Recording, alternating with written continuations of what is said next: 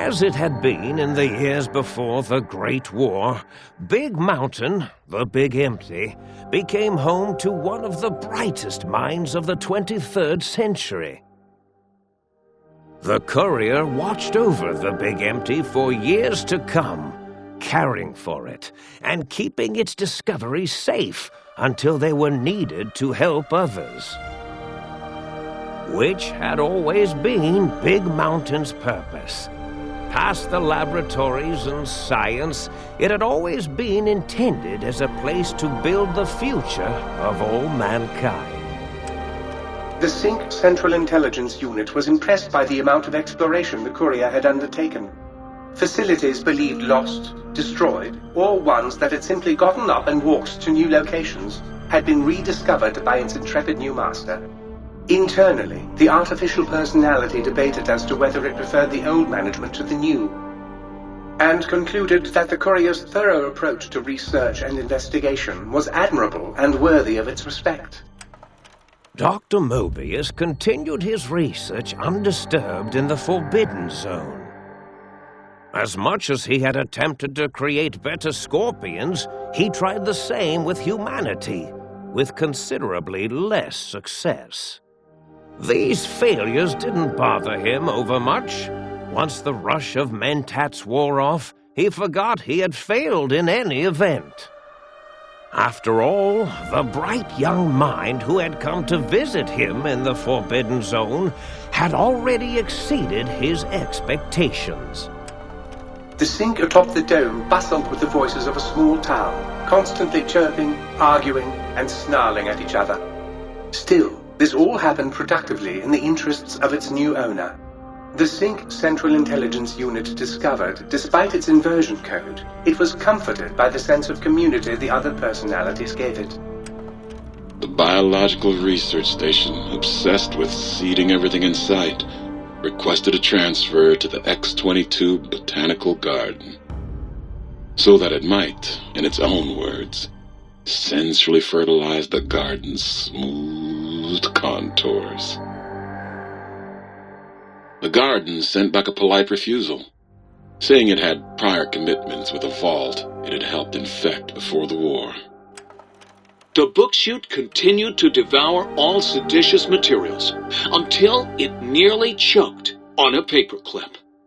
It adamantly maintained it was a Chinese paperclip, and the whole thing had been an elaborately orchestrated assassination attempt. Whatever the reason, it slowed down for a while, carefully appraising each document and clipboard that came to it. The toaster continued its psychotic spree, reducing all appliances in range to scrap electronics and spare parts. After one of its more psychotic episodes, however, the other Sync personalities decided enough was enough and dumped the toaster in a bathtub. Sparking and hissing, the toaster swore its enemies would rue the day when they had bread and no way to toast it. Muggy did his best to collect coffee cups, although in his quest, he accidentally trapped himself in Higgs Village. It might have been the end for poor Muggy.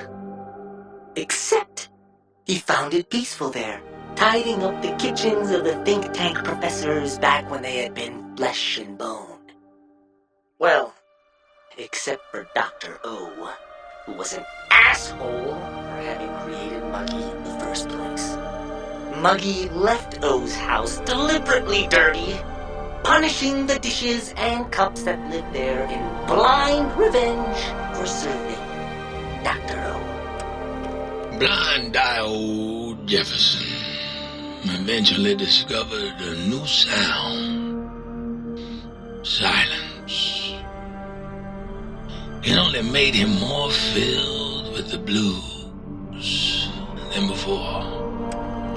Autodoc, always gentle and methodical, kept sewing up the courier in all the right places when the skin split open from repeated wear and tear. The Autodoc was just glad to have purpose again. It heard its simpler brothers and sisters who got shipped to the Sierra Madre were bored out of their skulls in that toxic dead city. In time, the Autodoc found a way to deactivate the Y-17 trauma harnesses, releasing the corpses they had held prisoner for almost 200 years. As the courier ran through the X-8 facility multiple times, the computers analyzed the test subject's movements. Rather than performing a superficial observation, they realized the subject barely knew what communism was, or even what a high school was. This confused them for a time, until the facility finally realized that its research had succeeded. So it let its cyber dogs out into the wastes to help protect small communities from physical aggression rather than communist propaganda. The infiltration program in X-13 continued to scan for the subject and the stealth suit prototype long after the test was over. Frustrated and unable to find its lost technology, X-13 expanded its network of laser tripwires, sensors, and robo-brains out across Big Mountain. This glittering blue light beam forest cleanly bisected anything that entered its depths, slicing them into small segmented parts for easy disposal. The courier, organs intact, continued onwards, a little less heavy of step, but with all the organs in the right places, as they should be.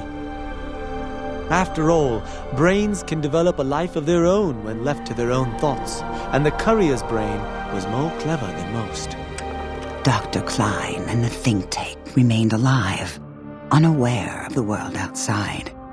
They looped through their daily routine, none the wiser about the world beyond, although perhaps wiser was the wrong word.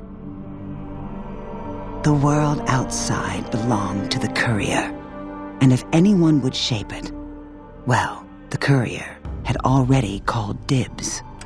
There is an expression in the wasteland, old world blues. It refers to those so obsessed with the past they can't see the present, much less the future, for what it is. They stare into the what was, eyes like pilot lights, guttering and spent, as the realities of their world continue on around them. Science is a long, steady progression into the future. What may seem a sudden event often isn't felt for years, even centuries to come. In the times following the Second Battle of Hoover Dam, however, old world blues took on a new meaning. Where once it was viewed as a form of sadness, nostalgia, it became an expression describing the potential for the future. It can be easy to see science as evil, technology unchecked as the source of all ills, all misfortunes. With the courier at the helm, science became a beacon for the future.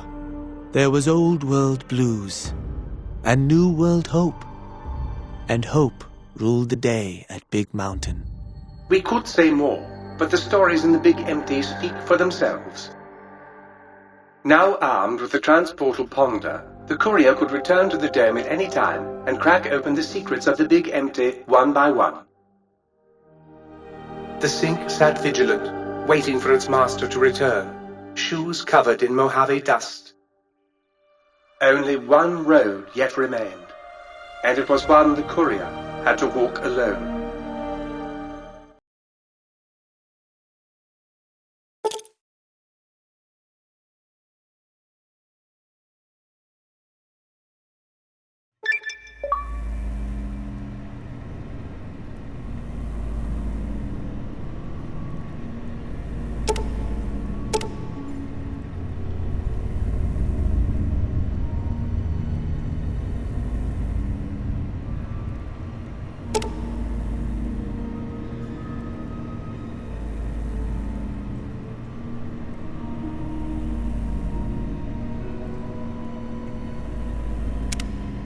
Huzzah, sir!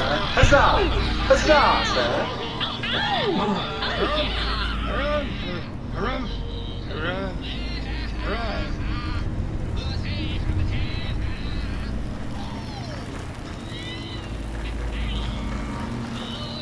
One time, the